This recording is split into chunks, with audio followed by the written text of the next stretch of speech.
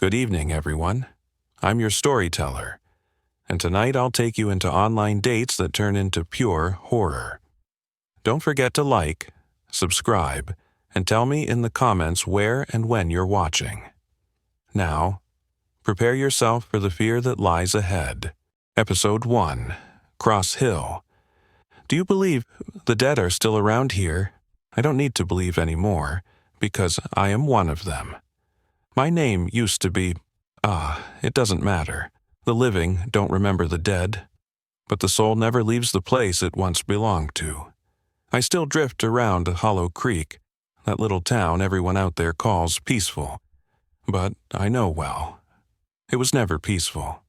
That afternoon I floated along the hillside, where the resin of pine and dry soil gave off a pungent, choking smell.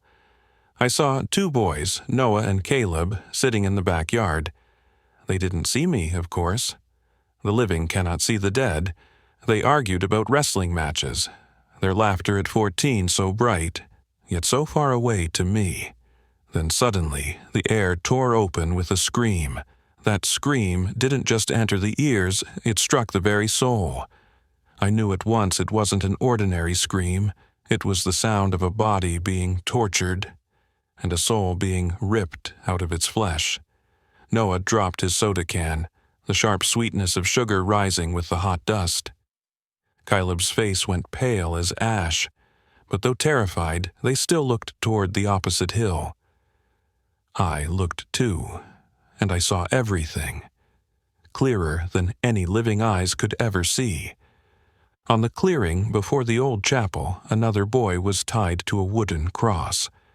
I saw sweat, blood, and muscles straining as he thrashed in despair. I even heard his heart pounding wildly, so fast it seemed ready to explode inside his chest. 2 grown men stood nearby. I looked into their eyes the living couldn't see, but I could. In them was no trace of pity, only the perverse thrill as the leather whip cut the air and ripped into tender flesh. Noah and Caleb only saw horror, but I saw deeper. I saw their true hearts, blind faith on the surface, but inside, bestial lust, delight in twisting belief into torture. Every lash tore another scream loose, scattering shards of soul into the air like ashes. I heard whispers rising from the chapel itself, a distant voice, cold, older than the town itself. The 2 boys heard nothing, but I heard. I always hear. Blood is the prayer, pain is the hymn. I trembled, though I no longer had flesh to shake, and I knew. That day was only the beginning, the night on the hill. The living have one weakness, curiosity. No matter how afraid, they still want to touch the darkness they know will devour them. Noah and Caleb were no different. That evening, after witnessing the horror, they ran into the house. I drifted behind, hovering in the kitchen, thick with damp rot of wood. They told Noah's grandfather, their voices trembling, eyes wide like they had just escaped a nightmare. The old man only looked at them, shook his head, then sighed. In Hollow Creek there are things best not meddled with. He said that, but I heard what Noah and Caleb couldn't, a muttering inside his mind glowing like embers under ash. Don't mention Cross Hill. Don't stir that name. The blood of generations has already seeped into the ground. Noah and Caleb didn't understand, but I did. That hill wasn't just soil and stone, it was a wound, and every sacrifice made the wound bleed again. That night, the 2 boys lay in their room, but they didn't sleep. I saw Caleb's eyes glimmer in the dark. He whispered to Noah, "We have to see it for real. Do you dare?" Noah shook his head, but curiosity clawed at his heart. I felt his pulse, trembling, quickening, until he nodded. Around midnight, they slipped out the back door. I floated above, watching their small figures swallowed by night, carrying backpacks and flashlights. The Hollow Creek sky pressed heavy, moonless, filled only with the chirring of insects and the earthy stench of damp soil mingled with rotting leaves. The path up the hill twisted like the throat of a beast. Every step on dry grass cracked loud in the silence. They trembled, but walked on. As we neared the chapel, a cold breath blew through me, chilling bone that I no longer had. Noah shuddered, rubbing the goose flesh on his arms. Caleb swallowed hard, the stench of fear soaking his sweat-drenched shirt. And then they saw it. In the chapel yard, the cross still stood, but the boy on it was gone. In his place, stones arranged in a circle, candles burned down, wax dripped into white streaks like bones. I circled closer, and I saw small nameless graves, scattered as if buried in haste. On each stone was carved a familiar symbol, a circle with a broken cross. Noah shivered. Caleb bent lower, hand trembling as he touched the cold stone. He didn't know, but where his palm pressed still lingered the warmth of a soul just departed. I saw blood stains not yet dry, and I heard whispers. "We haven't gone anywhere. We are still here, right beneath your feet." The boys heard nothing, but I heard. As they turned to leave, the chapel door swung open on its own. A faint yellow glow spilled from inside, flickering like candlelight. Caleb swallowed, his voice hoarse. "Let's go see." Noah shook his head again and again, yet his steps moved forward, as if pulled by an invisible string. And I knew well. That light was not a guide, it was a trap. A trap humans always walk into willingly. Inside the chapel. The wooden door creaked open. I hovered above their heads, watching their wide eyes, their throats tightening with shaky breaths. The air inside the chapel was thick. I smelled mold, mixed with the rusty tang of dried blood. To me, the scent was suffocating. The living couldn't see, but I knew Noah and Caleb smelled something wrong. They covered their noses, faces twisted as if catching the stench of rotting carcass. In the dimness, candles wedged in wall cracks burned sickly yellow. They lit the cracked walls covered in scribbled drawings. Circles and broken crosses repeated dozens of times, like invisible eyes staring.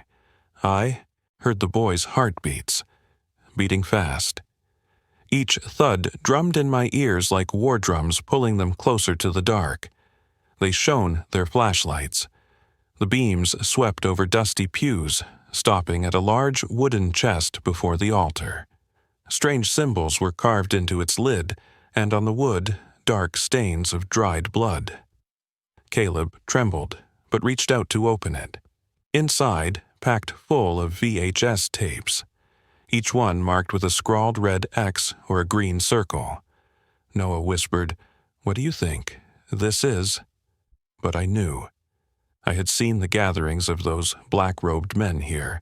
They sat huddled, eyes fixed on the flickering screen, that stuttering light casting twisted pleasure across their faces. Those films were not entertainment. They were confessions written in blood and flesh. Noah and Caleb didn't know, but I heard whispers from beneath the floor. "Don't open. Don't let light touch it. The sleeper will awaken." Suddenly, noises outside. Tires crunching on gravel. A car door creaking open. Then heavy footsteps, slow, coming closer. I saw Caleb's back stiffen. Noah flicked the flashlight, then shut it off at once. They held their breath, crouching behind the altar. I floated up near the ceiling, watching. The door burst open again. A man stepped inside. He carried no light, but I saw his eyes glimmer in the dark like a beast's. He stood in the center, sniffing the air. Then, he whispered, "I know someone is here." Noah gripped Caleb's hand so hard the knuckles went white. And I peered into his mind, and I saw. Fragmented images. A child hung on the cross. Cries cut short. A deep pit underground, where flesh was tossed for something ravenous to devour. Though my heart had long ceased to beat, it clenched tight. Noah and Caleb bit their lips, hardly daring to breathe. But fear has a scent. I smelled their cold sweat spreading sharp and salty. and he smelled it too. "Stay here, forever," he murmured. He began moving toward the altar. I wanted to scream a warning, but my voice only echoed in death. The living could not hear. They only felt their hearts plummeting inside their chests. Just as his hand neared the altar's edge, a long howl of dogs rang from outside. The sound tore the night apart, freezing him mid-step. He cursed under his breath, turned sharply and hurried out, slamming the door. The room sank into silence. Noah and Caleb collapsed, gasping, as if returned from the dead. They didn't know. I had seen the look he left on the chest of tapes before leaving. A look full of meaning. That night the two children escaped, but I knew Hollow Creek would never let them rest, because once you hear the scream on Cross Hill, your soul, sooner or later, will be marked. Episode 2, The Man in the Parking Lot. The living always think that evil comes with screams, with daggers, with blood spilled across the ground. But sometimes evil comes far more quietly. It stands outside the window, waiting for you to notice it yourself. That night I wandered around the old apartment blocks of Hollow Creek. The air there was always thick with the stench of mold from peeling walls, mixed with the rot of garbage piling up near the parking lot. I liked drifting around those buildings because the ones living inside always hid fears in their hearts, and fear is the thing I hear the clearest. In the ground floor unit, there was a boy named Eli. Only 10 years old tonight, he was home with his sister. I saw him curled up on the sofa, his milk can still unfinished, eyes glued to the television's cold blue light. His sister was in her room, typing on her laptop, paying no attention. And that was when the darkness outside the window began to stir. I saw it clearly, an old ashen face, gray as cinders, pressing against the glass. Eli saw it too. He froze. His eyes bulged, his mouth opened, but no sound came out. From where I stood, I heard his heart thudding, each beat ready to burst. The man outside did nothing. He only stood and stared. That stare clung to the skin like hundreds of insects crawling over the body. I felt Eli's terror spreading into the air, salty and cold, like iron-tinged blood. 2 minutes, then 3. The man stood still, unblinking, until he turned, slowly walked away. Eli breathed out in relief, only for the shadow to return moments later. This time, he saw clearer. A man past 50, walking slowly past the window, his empty eyes fixed tightly on Eli. I peered deeper into him, and I saw warped images in his mind. A child stripped bare, sobs smothered, a dark room where candlelight flickered over red markings. I smelled his desire, not of flesh, but of a twisted pleasure to witness fear in a child's eyes. Eli panicked, ran to his sister's room, shouting, but she only waved him off, told him not to imagine things. The living are like that. They don't see the shadow, so they deny it. But I saw. I saw even clearer. On the glass where his hand had pressed was a crude marking, a small circle with a broken cross inside. That mark was not for Eli, but for something else, a calling, a greeting from the darkness of this town. Eli didn't understand, but I understood. That night had only just begun. The figure among the cars. The living like to tell themselves, as long as I stay inside, I'll be safe. But they don't know. Sometimes it's the house itself that pushes them out. Near 10 o'clock, the phone rang. Eli's mother called, told him to take the trash out to the dumpster at the end of the lot. I heard the boy's heart tighten. He remembered the empty eyes at the window, the ashen face pressed against the glass. Eli wanted to tell his mother, but his sister's voice came sharp and impatient from the next room. "Go, Mom told you to. Stop being such a coward." That was the moment. Eli understood he had to step outside. I went with him. I always do. The dead need no light, but the living do. Eli clutched the trash bag, stepped down the stoop, the street lamp above flickering sickly yellow. Cold wind blew the tang of rust from old car frames, mingled with the sour, choking stench of rotting garbage. The lot lay silent, patches of darkness where bulbs had long since broken. Eli hurried, each step crunching gravel. I heard his thick swallow echo inside him. He had just dropped the bag into the bin when I saw it. Between two cars, a head rose up. Pale, wrinkled, eyes glinting like they caught the weak light. It was the same man from the window. He smiled, a warped smile, cracked lips, his voice seeping out, soft yet booming across the lot. Come here, little one. I've got something to show you." Eli froze. His fear poured out sharp and metallic, sweat cold and sour, reeking in the night. The man bent behind the car as if searching for something, but I knew he wasn't looking for anything. He only wanted Eli to take a step closer, to walk into the snare himself. Eli trembled, then turned and ran.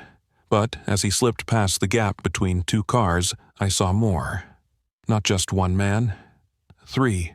2 more crouched there, bodies bare in the dim light, flesh sagging, shivering in the night wind. One was utterly naked, mouth gaping as if tasting imagined blood. The other wore a shredded pink ballet dress, hobbling forward, eyes vacant. They looked at Eli, not with simple hunger, but with the gaze I'd only seen in predators starving too long. They whispered, but not in human sound. The whispers pressed into my head, seeped into the thick night air. Marked already, chosen already. Eli screamed, the cry of a child splitting the night. He ran, plastic sandals slapping pavement, his gasping breath chasing the chaos of his heartbeat. I soared above, watching their shadows twitch and lurch in the darkness. I wasn't sure if they truly chased, or only let Eli imagine the footsteps behind. But for a 10-year-old boy, fear alone could be enough to kill. He crashed back to the front door, trembling hands fumbling at the lock, slamming it shut. His body shook, tears streaming as he shouted for his sister. And still, I heard faint laughter outside in the lot, the laughter of 3 shadows, and the echoing mark still on the window glass, a circle with a broken cross drawn inside. The darkness does not fade. As the door clicked shut, Eli collapsed to the floor. He sobbed, choking, his voice trembling as if air itself was running out. His sister rushed in, eyes wide at her brother curled tight, his hand still pointing at the window. Someone was out there," Eli gasped through tears. This time, the terror in his eyes was too real to dismiss. His sister, trembling, grabbed the phone and dialed 911. I heard her voice repeat into the receiver, "Please come quickly. Someone is watching us. They're naked. They're insane." Police arrived 10 minutes later. Red-blue lights swept the lot, cutting through under every car, every narrow path. No one, only old cars, heavy shadows, and the stench of garbage still hanging sharp in the air. An old officer clicked his tongue, shook his head, looked at Eli's sister. Probably just some drunk vagrants. "We'll patrol more, but keep your curtains closed at night." I saw he didn't believe. The living rarely do. But as he bent to check the dumpster, I caught the flicker in his eyes. Startled, quickly hidden, because inside the dumpster, where no one looked, a symbol was drawn in thick red paint. A circle with a broken cross. Eli didn't see, his sister didn't see, but the old officer saw. And I heard the whisper deep in his mind, like an ancient crack in stone. That mark again. Hollow Creek has never escaped it. He said nothing, only told the siblings to lock their doors, then left. The police car drove off, lights fading. Inside the apartment, Eli still shook, clutching his sister. He didn't know. What he saw tonight was only a glimpse. But I knew. I knew better than anyone. Those shadows were no drifters, no simple lunatics. They were fragments of something larger, darker, that had lived in this town long before Eli was born. Outside the glass, their breath still fogged the window, spreading faint smears, and I heard their quiet laughter in the night, though no shape lingered nearby. The darkness in Hollow Creek does not vanish. It only waits to be called. Episode 3. The Child and the Microwave. There is a truth that the living always avoid. Demons do not always come from the forest or from the hill. Sometimes it sits right inside your own house, disguised as a child. That day, I drifted along the small streets of Hollow Creek. The whole town was bustling because of a football party. People flocked to neighbors' houses to watch the game on TV. Laughter, shouting, the smell of beer, the smell of grilled meat filled the air. All the adults were busy. They left house number 14 Maple Lane to 2 children, a 10-year-old boy and his infant sister not yet 6 months old. I floated inside. The house was eerily silent, only the ticking of the wall clock. I saw the boy sitting alone in the living room, holding a glass of juice, his eyes blank. In his mind, I heard chaotic sounds, an echo of what adults often whispered behind his back. He's not normal at all. His eyes are always staring. That boy is evil. Don't mess with him. The boy finished his glass, accidentally spilling orange juice onto the baby lying in the cradle. A shrill cry pierced the still air like a knife. I looked at the boy. In his eyes, there was no panic, no pity, only a flash, cold. He picked up his sister clumsily and carried her to the kitchen. In the stifling space, I smelled sour orange mixed with the plastic of the cradle heated by the lamp. And then he opened the microwave door. The tiny hand trembled, but not from fear. Trembled from a twisted excitement that only I, one already dead, could see. Dry it quickly, his muttering. The living outside at the party still laughed, but here the kitchen clicked shut as the microwave door closed. I drifted closer, peering through the glass. I heard the little heart pounding, heard the weak scratching hands, and then the dial clicked one turn. The oven shook. A dirty yellow light spilled out. In that moment, the house filled with a burnt smell. The smell of raw flesh heated. I heard the laughter of adults echoing from afar, but in this house, only the choking scream fading away. Death in the kitchen. The living often think death comes with screams. But I know, some deaths happen in silence, leaving only the burnt smell lingering forever. I hovered above the kitchen ceiling, watching the sickly yellow light spill from the microwave. The humming droned steadily, stretched into a horrifying melody. Inside, I heard the tiny heart weakening, each beat like a drop falling into a deep pit. Then, silence. The house sank into suffocating quiet. Only the ticking of the wall clock remained, like emphasis, like mockery. The boy stood before the microwave, his eyes glaring. I looked deep into his mind. Where there should have been panic or regret, there was only a hollow darkness. And in that darkness, a whisper echoed. Not his, but something else's. Well done, warm blood, such a fragrance. I knew this voice. I had heard it at Cross Hill, when the whip struck that child's body. It was the echo of what had lived beneath Hollow Creek for generations. The boy turned away, calm as if finishing a chore. He picked up the orange juice again, drank it all, the sour sweet flooding his mouth. I clearly heard the gulps, and caught the corner of his mouth twitching upward. Not long after, the front door swung open. The sound of footsteps, the smell of beer, sweat, Cigarette smoke burst in along with adult laughter from the party. "Where are the kids?" A man's voice. The mother's scream tore the air as she found the microwave door ajar, inside the charred body of her baby girl. I saw her collapse, hands clutching her face, her wails unending, ripping her throat. Their father rushed forward, his face deformed by shock and horror. He shook the tiny body, but only stillness remained.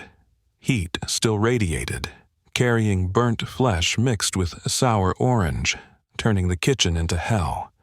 Neighbors flooded in, footsteps, cries, shouts, but in the chaos no one looked at the 10-year-old boy. I looked at him. He stood pressed to the corner, eyes fixed on the little corpse, but in his eyes there were no tears, only a cold light, as if he were observing the other's reactions. I heard his heartbeat, steady, calm, and I heard that whisper again, "Well done, you have offered. You will do more." The next day, news spread across Hollow Creek. People whispered, but soon everyone repeated one explanation: accident. The boy was innocent. He thought he was drying the baby's clothes. No one could be so cruel, surely just clumsy. I flew above rooftops, hearing all their whispers, but I knew they were lulling themselves. They feared facing the truth. Sometimes demons have no horns, do not scream in the night. They simply sit in the form of a child. Police came. A shallow investigation. I saw the look of one officer when he opened the boy's desk drawer. He found a crumpled paper, scribbled with a circle and a broken cross. His eyes darkened, but he folded it, slipped it into his pocket, said nothing. I heard in his mind, "No, can't let the town know, not again." I knew, he knew. Only the living refused to know. At that night, House 14, Maple Lane, was silent, grieving. The mother sat lifeless, the father drank. The crying was exhausted, only sighs remained. The boy sat by the window, wide eyes staring at the lawn. Night wind drifted in, carrying damp, earthy smell. On the fogged glass, his breath formed a circle. I floated closer, and I saw him raise his finger, scribbling another slash. Complete. A circle with a broken cross inside. And he smiled. The living the next day would call this a heartbreaking tragedy. But I knew it was a greeting. A greeting to the darkness buried in Hollow Creek. The marked child.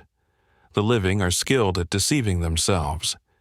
They cling to excuses like a thin thread dangling above an abyss. But the abyss is still there, waiting for them to fall. 2 days after the baby girl's death, Hollow Creek was heavy. News spread, but people quickly settled on one conclusion: accident. Mothers whispered, eyes teary, just a naive child, didn't know the danger. Fathers nodded, patted shoulders. No need to stir it up. Tragedies must pass. But I, a soul drifting above rooftops, heard what the living could not. In every house between prayers, other whispers slipped in. That mark again. Can't let anyone know. If it's revealed, everything will return.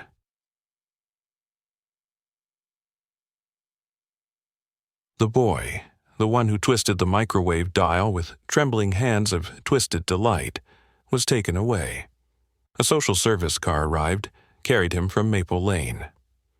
They said he needed special care. I followed, peering through the window. The boy sat in the back seat, eyes wide, empty. No crying, no protest, no fear. He only fiddled with a small scrap of paper. When the car turned onto the road out of town, he pressed the paper against the window glass.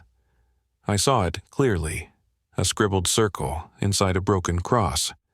The driver did not notice, but I heard it. From somewhere, in the wind whistling through the crack, came an answer, faint, damp from beneath the earth. I have seen you. You belong to me. Ere the living in the town breathed relief as the car vanished around the bend. They thought the tragedy extinguished, like a cigarette stubbed out. But I drifted over other rooftops, and I saw, in a teenager's bedroom, carved roughly on the headboard, a circle with a broken cross. In an 8-year-old girl's notebook, among crude doll drawings, the same symbol. On the wall of the parking lot where Eli once fled, the red paint stain still unfaded. That mark was quietly spreading, like weeds through cracked brick. The living would not look, but I saw. That night, House 14 Maple Lane stood abandoned. I drifted through the kitchen. The microwave was removed, but the burnt smell clung to walls, ceiling, every grain of wood, and in the dark, I heard children's laughter. Not one, but many. Shrill, warped, echoing from all directions. The living would say it was the wind, but I knew. Hollow Creek had been marked once more, a tender soul swallowed, and the game of darkness had only just begun. Episode 4, Room Number 6. The living always believed that the most horrible things are locked away behind sealed doors, but I know there are doors that do not keep the darkness inside, they only keep the living from stepping in. A Riverview motel sat on the edge of Hollow Creek Town, beside a river that had long since dried up. The 4-story building was shabby, its walls peeling, its hallways always reeking of mold mixed with the stench of spoiled food. I often wandered there because it felt like a box filled with secrets. The people living there often whispered to each other about Room Number 6. A room on the 2nd floor, its door locked with 2 big padlocks, rusty chains stretched across the outside. On the wooden door, deep scratches were carved all over, as if someone inside had tried desperately to escape. By day, the tenants avoided it, pretending as if the room did not exist. But at night, when the hallways fell silent, anyone passing by would walk faster, eyes cast down. They were afraid of hearing. Because from inside Room Number 6, sometimes came sounds that did not belong to the living.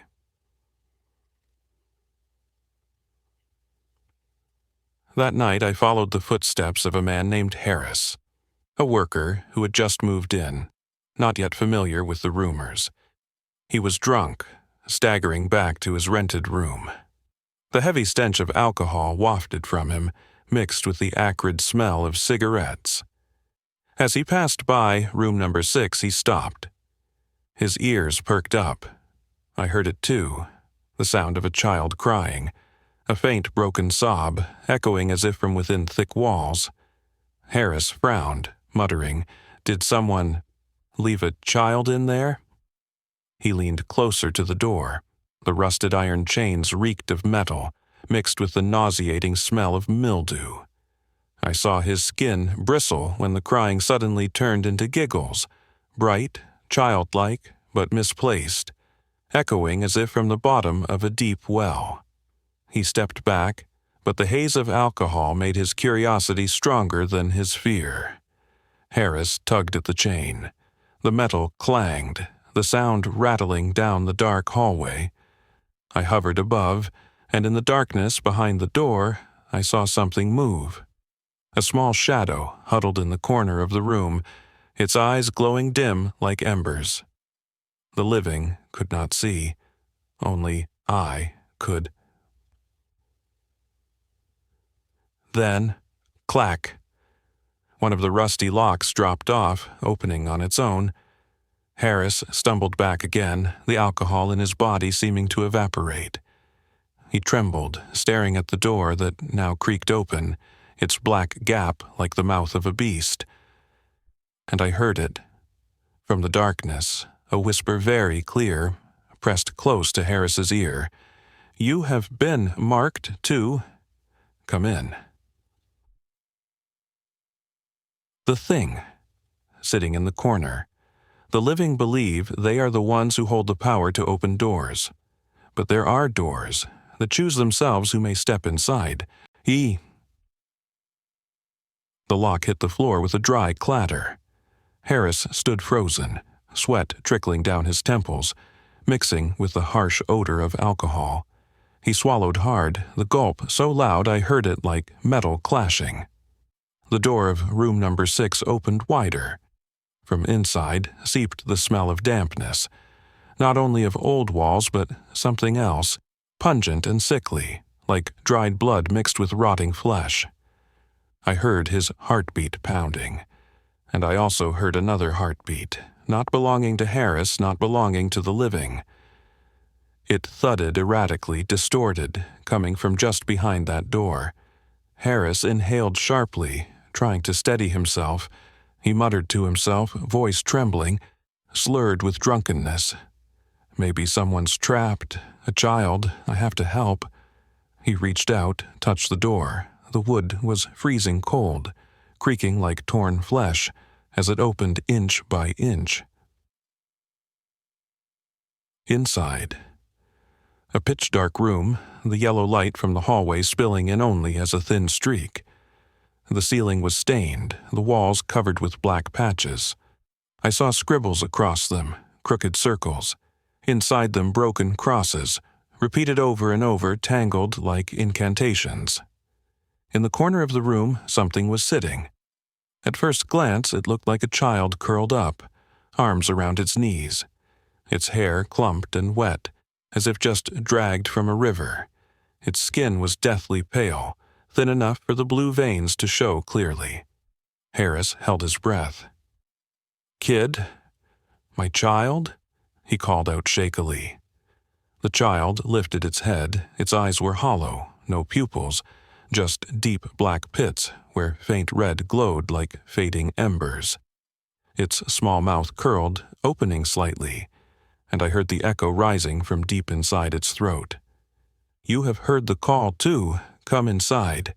Harris collapsed to his knees, clutching the doorframe, his fingers bleeding as his nails scraped the wood. His breathing turned frantic, the stench of beer mixed with the sweat of fear choking the room. He tried to retreat, but behind the door, the rusty chains had fallen to the floor, sealing the exit shut. Then the room changed.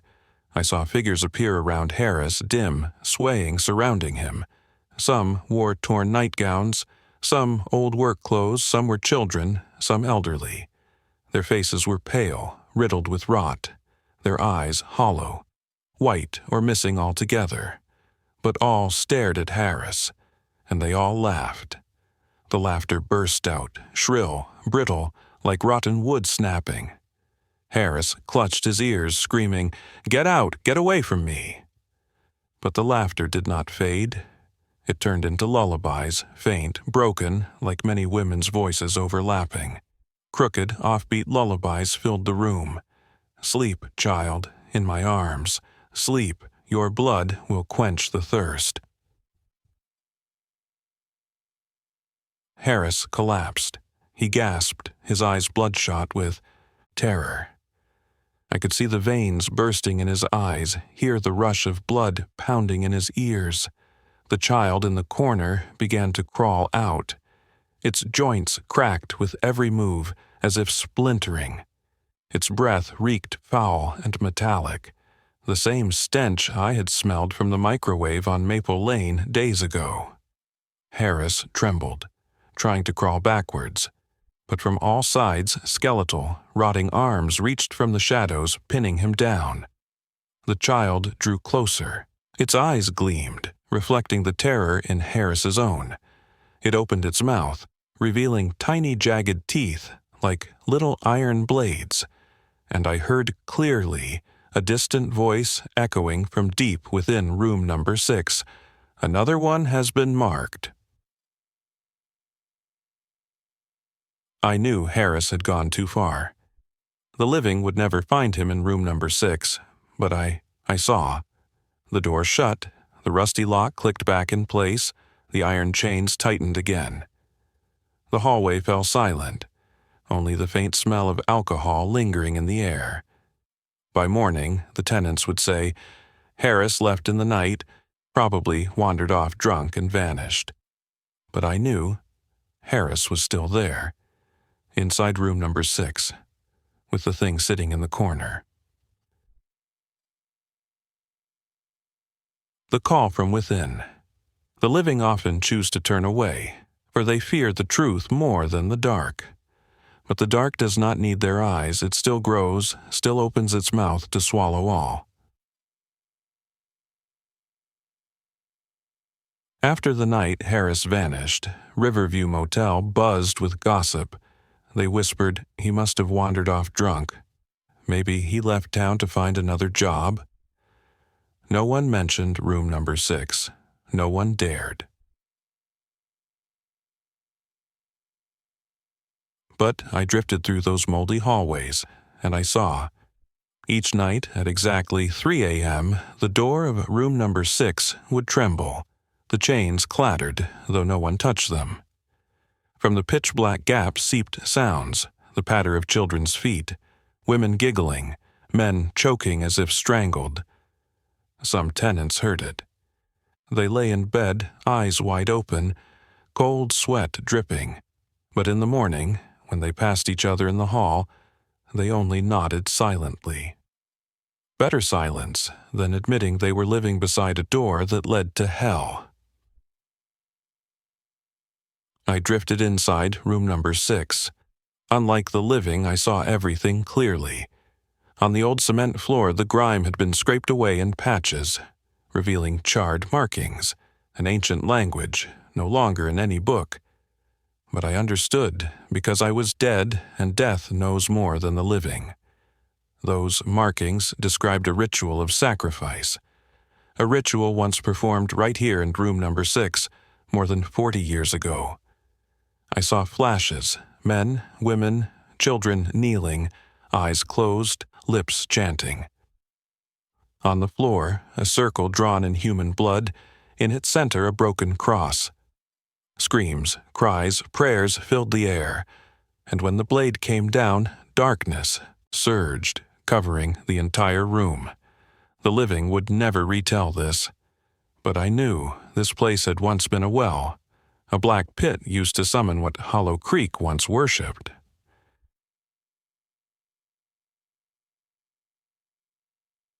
Now, room number 6 still holds it all. Harris was not the first to vanish there, and surely not the last. I heard a child's giggle from the corner, then a whisper, faint but clear, as if speaking straight into my ear. "You see it now. We never left. Hollow Creek will forever be ours."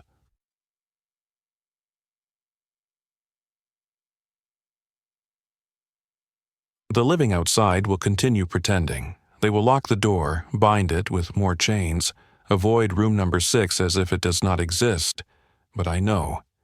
Each time the circle and the broken cross appear somewhere in town, this room breathes like a giant lung, pulling in another soul. And one day, it will not need to wait for someone to enter. It will open on its own. Episode 5, The White Truck. The living often speak of trucks as a means to travel far, but in Hollow Creek there is one truck that never takes anyone anywhere. It only takes them away. I still remember the first night I saw it. Rain drizzled over Hollow Creek, the narrow streets slick with puddles. The whole town was drowned in a pale fog, streetlights flickering yellow as though about to die out. The damp, earthy stench mixed with the rust of old power poles, making the air sour and suffocating. The sound of an engine echoed from afar, low, muffled, steady. At first, I thought it was just an ordinary truck, maybe a worker's or a repairman's. But when it emerged from the fog, I knew I was wrong. A white truck, smooth and glossy as if freshly painted, without a license plate, without a logo, without a front windshield. The cabin was pitch black, as if no one were driving. It moved very slowly, its wheels gliding noiselessly over the wet road. The engine droned in rhythm, like a colossal heartbeat thudding through the night. The living hurried past, hardly noticing, but I heard the voice calling from inside the truck's cargo hold. "Come closer, open the door."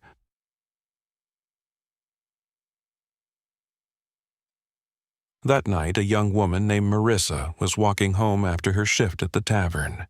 Her feet were soaked, shoes squelching against the street. She pulled her thin coat tighter, eyes fixed on the ground to avoid the stinging rain. The white truck crept behind her, wheels turning without a squeal. I hovered above, seeing the flicker of unease in Marissa's eyes. She turned around. The street was empty. To the living, the truck simply did not exist, but I knew it was right there. When Marissa turned into a narrow alley, I heard the cargo door click open on its own. A draft of freezing air poured out, so cold that the puddles on the ground began to fizz with tiny bubbles, and I saw a bony, impossibly long, pale hand reaching out. Its fingers were slender but tipped with jagged, black claws, swiping through the air just inches from Marissa's back. She had no idea. The living rarely notice when death is already at their heels. I heard whispers echoing from the truck's hold. "Neither male nor female. You have been marked. Get in." I looked down. On the wet street, muddy stains formed a distorted shape. A circle with a broken cross inside. The white truck's wheels rolled over it, pressing it deeper, smearing it like blood. Marissa kept walking, and the white truck drew closer. The cargo door. The living often think the road home is the safest place of all, but in Hollow Creek, the familiar steps only lead them to disappearance. Marissa kept walking, shoes squelching in the dark alley. I drifted above, watching fine rain drip through her hair, streaming icy trails down her neck. Behind her, the white truck slithered forward in silence. Its wheels turned slow, leaving no sound. Only a faint acrid smell lingered in the alley, like burnt iron and melted plastic. The cargo door creaked wider. From inside, the cold poured out, curling around Marissa's legs like a strange breeze. She shuddered, froze, turned back. To her eyes, only rain and shadows. The alley empty, no vehicles, no people. But I saw, I heard. Inside that pitch-black hold, children's laughter tittered. Then a man's rasping cough, a woman's choking hiss, all blended together, echoing like voices at the bottom of a well. Marissa quickened her pace, muttering, "Just a little further. Once I'm home, it'll be fine." But the cold clung to her, crawling up her legs, then across her back. I saw her skin erupt with goosebumps as she clutched her collar tighter, trying to push away the chill that did not come from the rain. The whispers rose again. This time, I knew Marissa heard them too. A hoarse voice right at her ear. "You have been chosen. Turn around." She spun. The alley was still empty, but her eyes widened in panic. Her breath came sharp and fast, puffing white into the cold rain. I glanced down. The puddle at her feet rippled, though nothing touched it. In its surface, a twisted shape emerged, a circle with a broken cross, glowing red like fresh blood. The cargo door flung open wide. Inside was no hollow space, but a long, endless corridor, black as the abyss, like a tunnel into the earth. Dozens, hundreds of spindly hands reached from within, skin pale, nails black, trembling with hunger. They beckoned Marissa, and in my head a deafening chorus rang. "Get in! Get in!" Marissa clutched her head, screaming. The sound tore from her throat but carried nowhere. No one in the town heard. The scream was swallowed the instant it left her lips, as if devoured by thick air. "Eat Siradas!" She ran. Her feet splashed through puddles, mud splattering foul against her skin. Her breath came ragged, choking, as though someone were squeezing her lungs. But the white truck did not need to chase. It simply crawled behind, wheels turning steady like a heartbeat.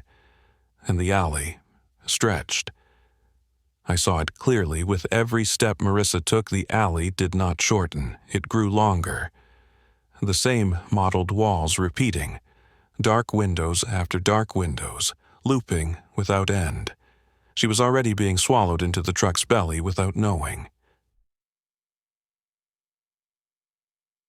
Marissa stumbled, collapsing to her knees, clutching at them, tears in her eyes. She trembled, whispering, "What is happening? Why?" The engine rumbled softly in reply, steady, echoing through the alley. Then, a dull, yellow light flickered from the cargo hold, spilling onto Marissa's face. I watched her features warp in that glow, eyes wide, pupils dilated, quivering, tears mixed with rain streaming down. But in her eyes was not only fear, there was hypnosis. A pale hand reached out, gently touching her shoulder. That touch left no wet mark, no stain, but I smelled it, the acrid stench of flesh burning against hot iron. Marissa froze, and I heard the final whisper, clear and firm. "You have been marked. Now get in." The hand yanked hard. Marissa's body jerked back, vanishing into the darkness of the hold, swallowed whole. The cargo door slammed shut. The white truck stood still for a few seconds. Its engine droned, low and muffled, like laughter. Then it rolled away, vanishing into the fog, leaving not a single track of mud. Only a torn handbag lay on the ground. Inside was a small notebook. On its last page, scrawled with shaky strokes, "If I disappear, remember, there's a white truck." The living will say Marissa left town like the others before her. But I know she's still there. Inside that truck, walking forever in a dark corridor without an exit, with countless others who got in before her. Those who got in. The living fear what they cannot explain, and to lessen that fear they call it something else, just coincidence. 2 days after Marissa vanished, the tavern where she worked hung her portrait near the counter with a few wilted flowers. The owner shook his head, voice heavy yet rehearsed, as though he had said it many times before. "Another one left. Hollow Creek has nothing to keep them anymore." The patrons nodded, drank. No one asked, no one doubted. But I knew, in their minds, whispers stirred. "Last night I heard a truck's engine on the street." My mother said she saw a white truck once, no license plate. All the missing vanish after those nights. They knew, but they chose silence. I drifted across Hollow Creek, seeing the remnants left behind. On the street where Marissa disappeared, the circle with the broken cross still burned into the asphalt, though the rain had washed the dirt away. At the parking lot by the old church, I saw a tire mark. Its pattern was not rubber, but hundreds of writhing symbols like worms crawling. And in the town square, where children played, I heard them chanting, "The white truck has come. The white truck takes away. Whoever gets in the white truck will never return." The adults laughed it off, thinking it just a nursery rhyme. But I knew the children had not invented it. Someone had whispered it to them night after night. Marissa was not the first to get in. I remember clearly, 3 years ago, a wandering old man disappeared. 6 months ago, 2 students left a birthday party and never came home. And decades before that, Hollow Creek had always known the ones who left without goodbye. But all of them, I saw when the white truck opened its door. They were dragged into that endless dark corridor inside, Every step they took stained the ground with circles and broken crosses, smeared in blood. Tonight, I heard the engine once more, slow, steady, muffled, like a colossal heartbeat pulsing in Hollow Creek. The living drew their curtains, switched off their lights, pretended not to hear. But I saw it clearly. The white truck slid down the main street, headlights casting a filthy yellow glow across every window. For a moment, the faces of dozens, hundreds of the missing flickered through the cargo's glass. Skin pale, eyes hollow, lips all moving in unison. We never left. Hollow Creek belongs forever to the dark. Tomorrow morning, the living will say, just another one left town. But I know, the white truck is only one of many gateways, a single branch of what has rooted itself in Hollow Creek for generations. And with each soul it devours, its hunger only grows. Episode 6, the VHS tapes. The living believe that memory only exists in the mind, but sometimes the memory of darkness is also recorded on something that never decays, never disappears: magnetic tape. That year, Hollow Creek still had an old rental store called Silver Reel. A rusty sign, flickering neon lights, the inside coated in dust, yet sometimes a few curious souls wandered in. People whispered that the place carried strange tapes, origin unknown. That night, I followed a teenager named Jacob. Tall, thin, messy hair, carrying an old VHS player left behind by his father. Jacob picked up a tape from the shop's bargain bin. No title on the label, just a circle and a broken cross scrawled in black ink. He smirked, thinking it was just a joke. The living often dismissed strange signs as eccentric art, but I knew that tape was never meant for the living to watch.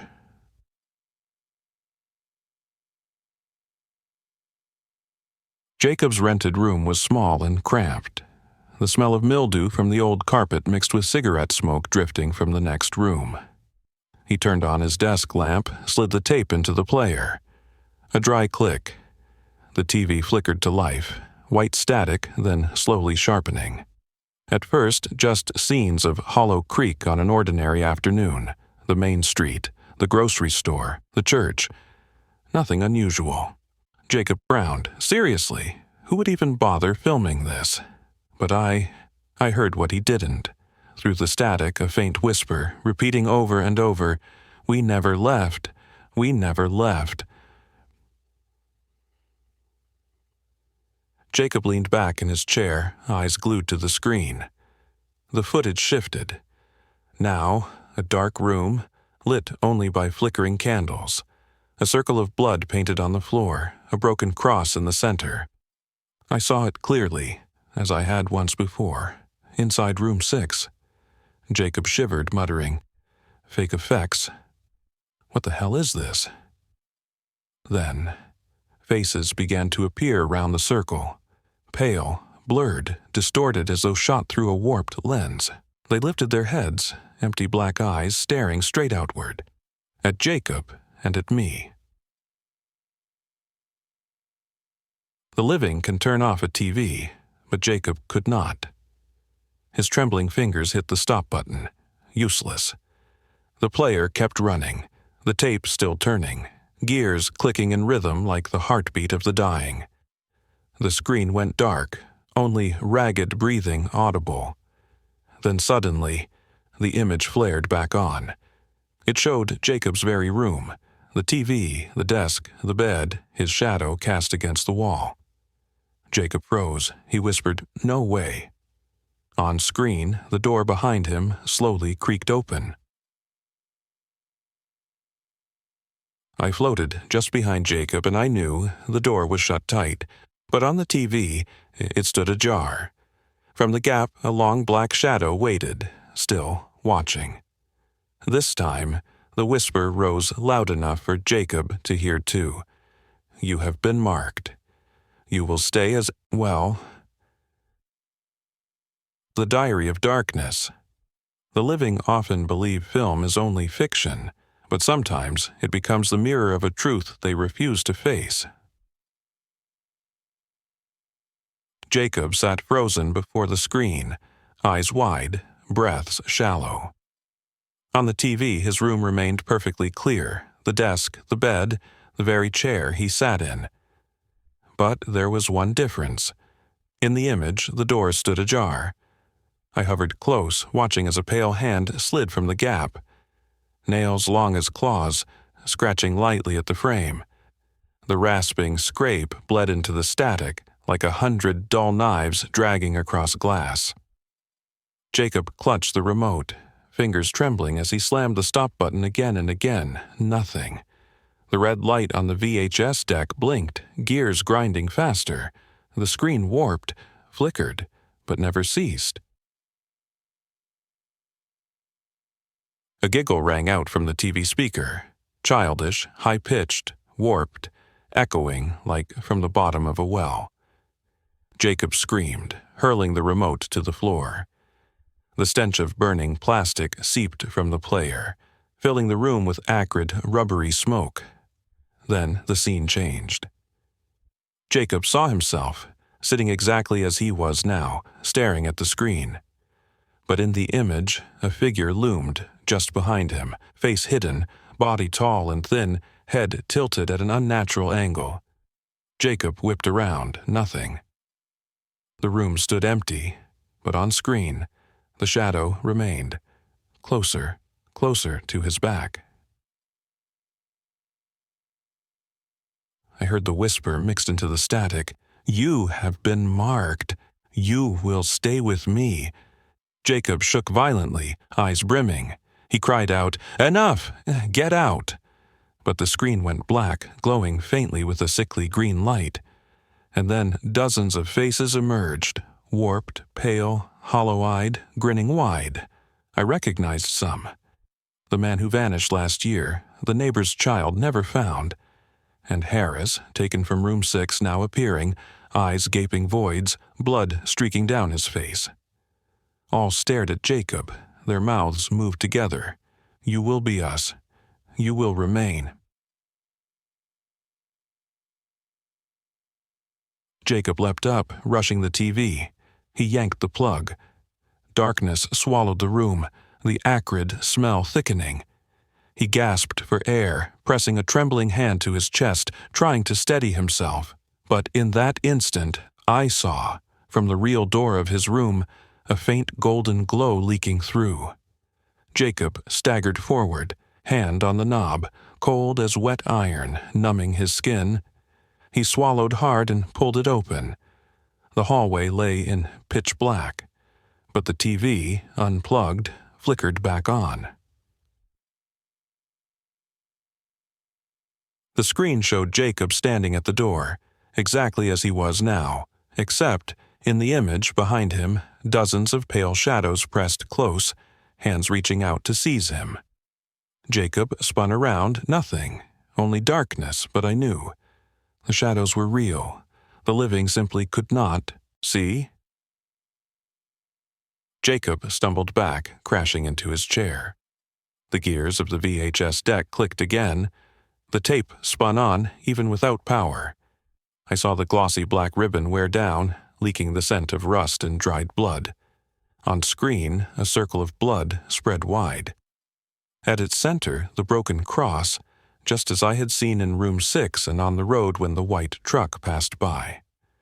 A voice boomed, not whispering now, but roaring, as though the tape itself was speaking, breaking through space. "Everything is recorded. No one escapes Hollow Creek." Jacob clutched his head, collapsing to the floor. Tears mixed with sweat, streaming down. The TV flashed its final light. On screen, Jacob's body collapsed, eyes wide open, blood streaming from his ears. A second later, in reality, it happened. By morning, the living would find Jacob dead in his room, before a dark TV, the tape charred inside the player. They would shake their heads. Faulty wiring. Poor kid was unlucky. But I knew Jacob was only another line in the blood-soaked diary that darkness kept writing. Each tape was a page, and every death, every disappearance was part of the collection. The endless film. The living think movies are meant to be watched, then forgotten. But the tapes of Hollow Creek never stop. They keep turning, even when no one presses record. After Jacob's death, the police arrived. They bagged the scorched VHS player, sealed the charred tape in evidence. The living saw nothing but a corpse, blood from the ears, suffocated by an electrical fire. But I saw more. As they packed away the tape, it still whispered softly, a sound no one else could hear except me. Hollow Creek never stopped recording, every soul, every drop of blood. I drifted through Jacob's small room. On the dusty bookshelf, I found more tapes, no labels, no titles, all marked with the same symbol, a circle and a broken cross. I touched one, and it burst into images.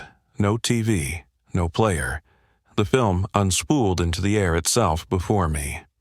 Harris dragged into room 6, his eyes shattering in terror. Marissa vanishing into the white truck, her hands clawing the void. Children's faces at Black Pines, seated at a dinner table, twisting into hollow black sockets. Everything had been recorded. The living believed they are mere victims of strange vanishings, coincidences. But I saw clearly, an unseen hand was chronicling, gathering each death, each soul. Every tape was a fragment, and when pieced together, they would form the complete picture of Hollow Creek. That night, I followed the police as they carried Jacob's tape to storage. They joked, calling it a minor piece of evidence.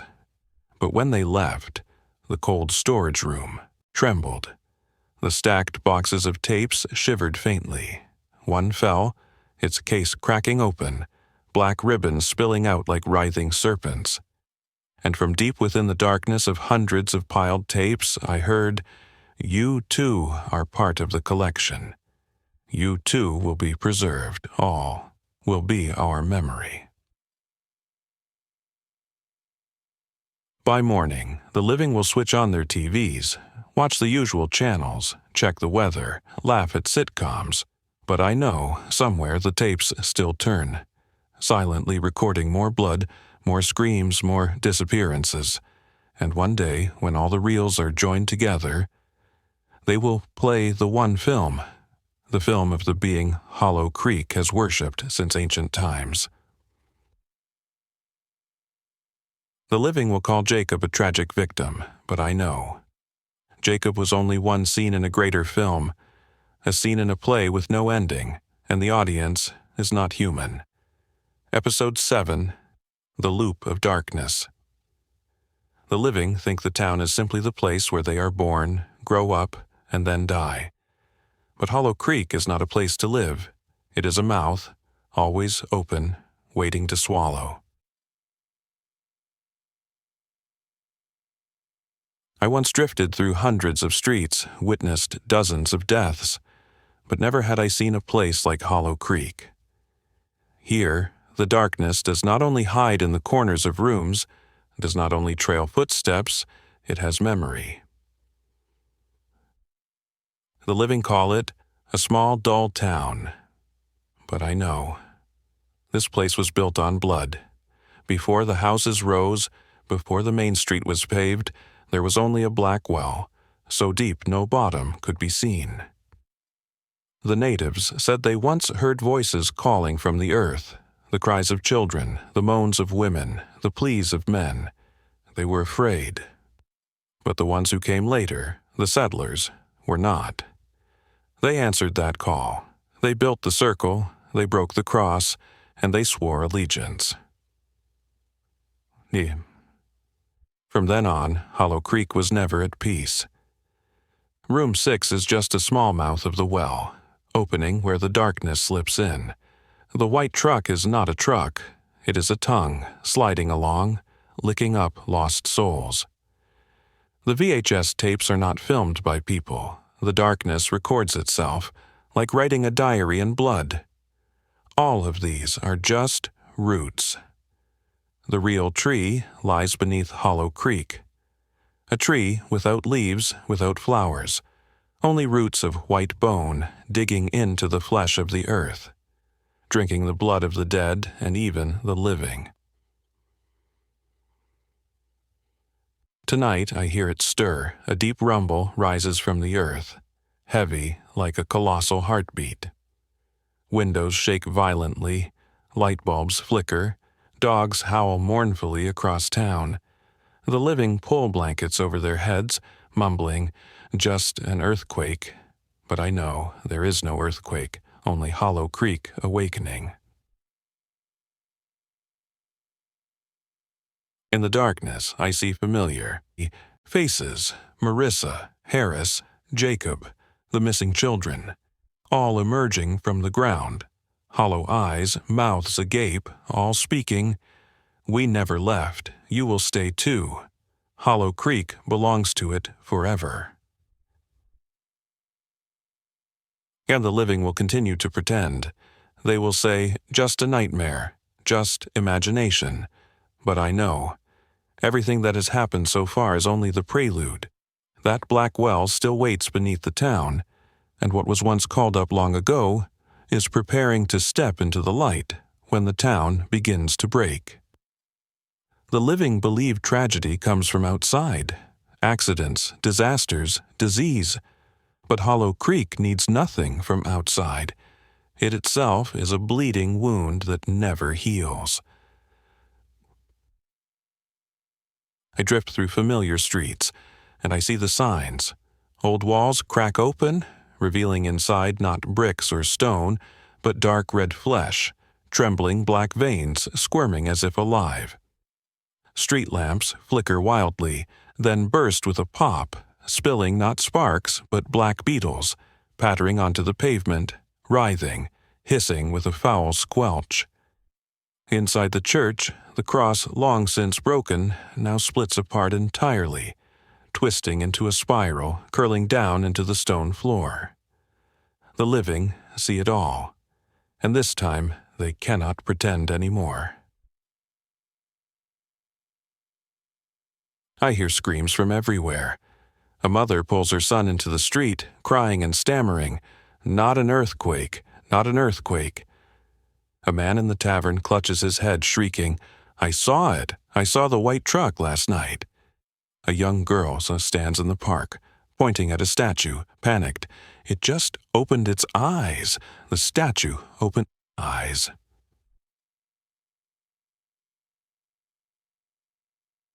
But this is only the beginning.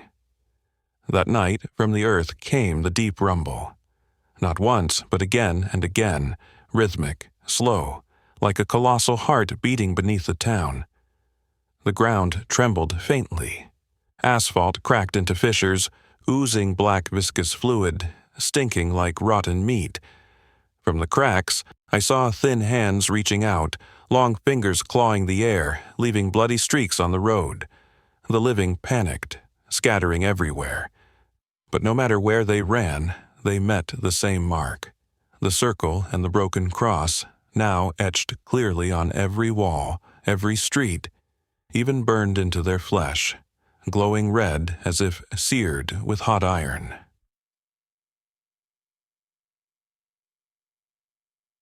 I drifted past the warehouse where the police kept the VHS tapes. The door blew open. Hundreds of tapes played themselves at once, their images flooding the night. Marissa vanishing into the white truck, Harris in room 6, Jacob before the TV. Every dead soul replayed, looping, screaming endlessly. The living saw it, and this time they too understood. No veils remained.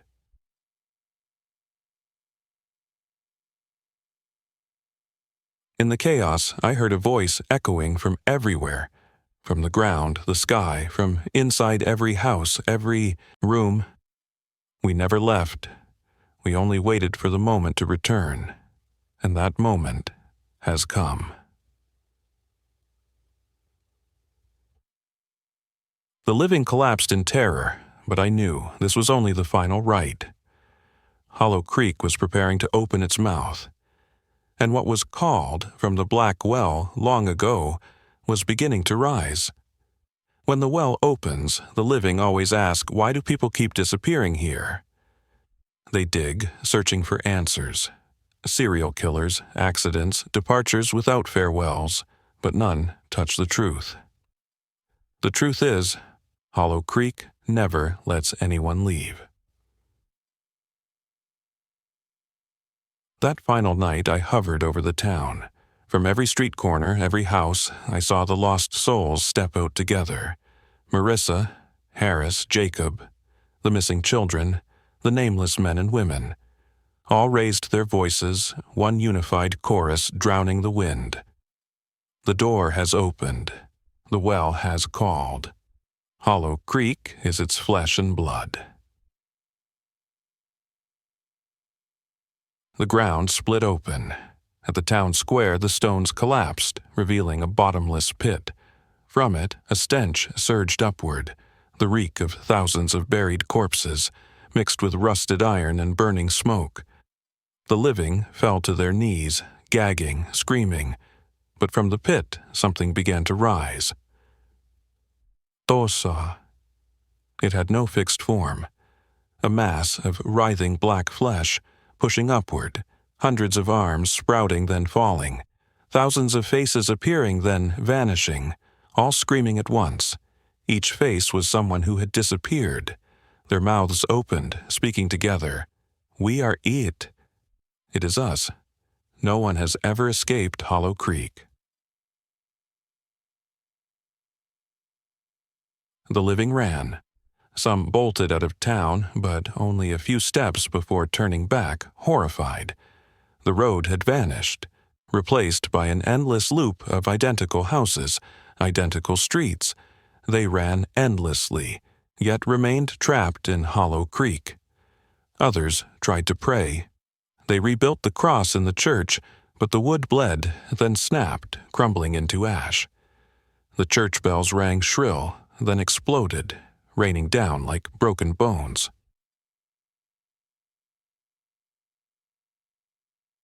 And I hovered above, watching it all. And for the first time I remembered the moment I died here.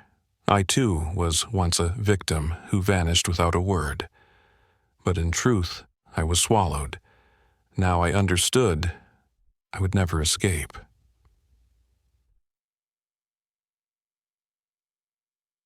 When it reached out, the darkness flooded all of Hollow Creek. The lights snapped out. The town fell into absolute black. Only filthy yellow glows flickered from the white truck circling, from Room 6's door ajar, from the stuttering TV screen, all casting light upon the gaping mouth at the center of town. It opened. Deep, wide, blood red. Hollow Creek was no longer a town. It became the throat of an ancient monster. The living screamed. The dead screamed, as well. Together they formed a horrifying symphony, echoing across the hills, and I whispered to you as I always have. This is the truth. No hauntings, no coincidences, only one loop. Hollow Creek was born to devour, one by one, generation by generation, until the end.